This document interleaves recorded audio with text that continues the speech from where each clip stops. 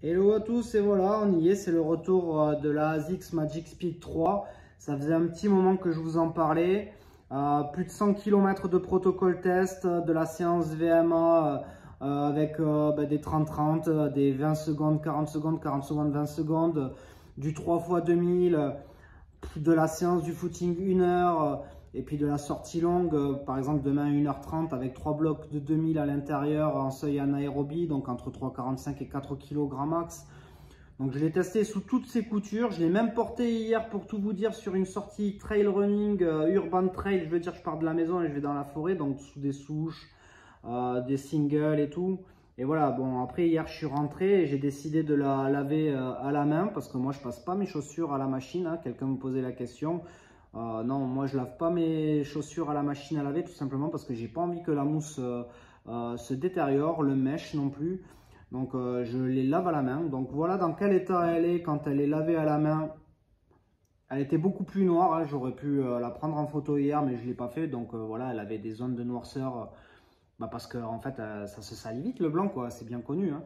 Mais ce qui est quand même relativement cool, c'est voilà, la semelle extérieure, elle montre aucun signe d'abrasion, plus de 100 km. Comme je vous disais, je l'ai même envoyé hier dans une série avec des singles en forêt, voilà, trail, elle n'a pas bougé.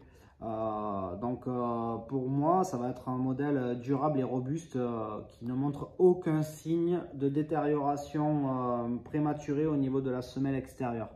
Donc là, on le voit, c'est assez cool que les reflets montrent ce fameux mèche qui est transparent. Parce que ça, c'est quand même, au-delà du poids, la grosse amélioration par rapport à la Magic Speed 2. Voilà, au-delà du poids, parce qu'on est sur du 210 grammes au lieu de 225 par rapport à la version 2. Le mesh, vous voyez, super aéré. Franchement, robuste. Pour le moment, ça bouge pas. Pareil, au niveau de la languette perforée, ça a été super appréciable parce que ça ventile sur le coup de pied.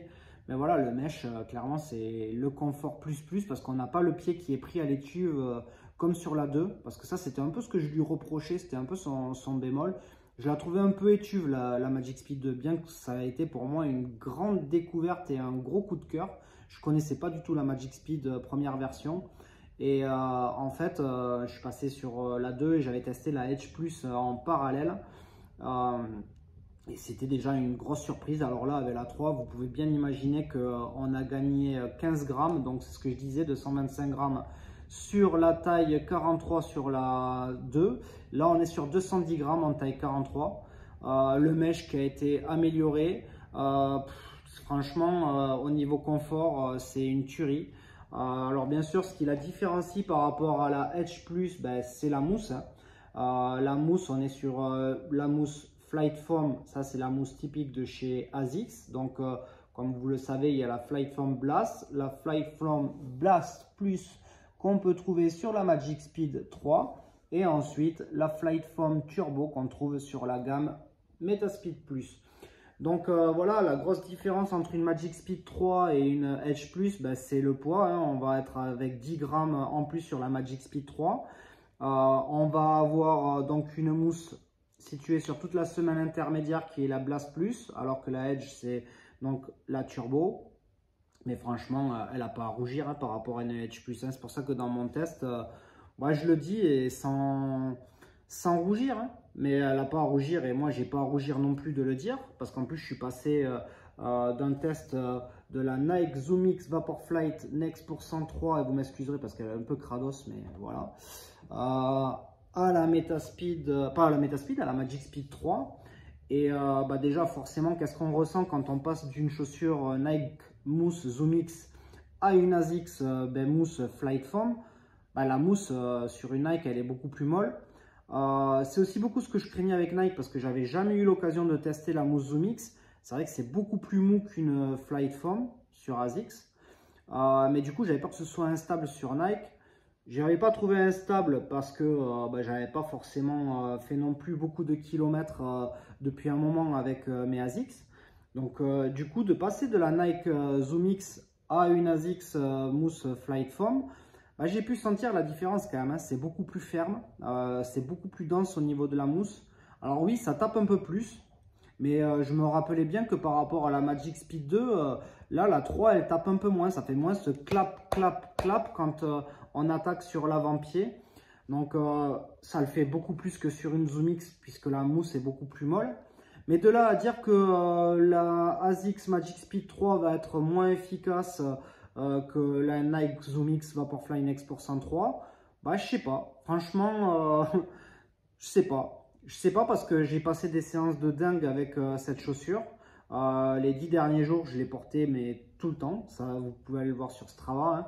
Et ça a été un pur régal de confort, que ce soit de la séance de 1 heure footing à la séance vraiment intense avec des blocs VMA rapides et avec de l'allure quoi. Et la séance même beaucoup plus longue. Un régal de confort, mèche super aérée, de l'adhérence dans les virages, dans les courbes serrées. Donc si je devais faire un 30-30 et que je devais tailler une courbe en arrivant dans un virage, j'avais pas peur parce que je sais que ça allait adhérer, ça allait pas glisser. Alors il n'y a pas eu de pluie, je ne l'ai pas portée sous la pluie, mais je suis persuadé qu'elle va accrocher comme il faut. C'est un véritable coup de cœur, drop de 7 mm, on est sur 8 mm sur la Edge Plus.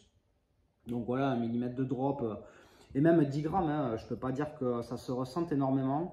Moi dans mon retour test, je dis qu'on pourrait limite la mettre à côté d'une Edge Plus, bien que forcément il y a 10 grammes de moins sur la Edge Plus et la mousse turbo.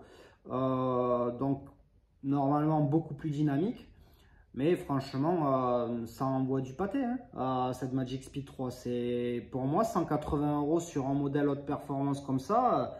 Elle rentre clairement en compétition avec un modèle Zoom X Vaporfly Next% 3. Hein. Quand je dis qu'elle n'a pas à rougir, elle n'a pas à rougir parce qu'elle sort à 70 € de moins quand même. Hein. Et en termes de rapport qualité-prix et puis au niveau robustesse et durabilité, moi, c'est un énorme coup de cœur. Hein. Concrètement, pour aller taper du 2h50 au marathon, après, en dessous, je dis pas. Sous 2h50, parce qu'on cherche dans le détail, on va délaisser un peu le confort et on va aller chercher plus la légèreté et une mousse beaucoup plus dynamique. Je partirai sur ma Edge Plus, sous 2h50, hein. Mais jusqu'à 2h50, même jusqu'à 3h15, 3h30 après, grand max pour les coureurs de moins de 80 kg. Moi, je dis pas, hein, allez-y, foncez. Hein. Je vous la recommande les yeux fermés.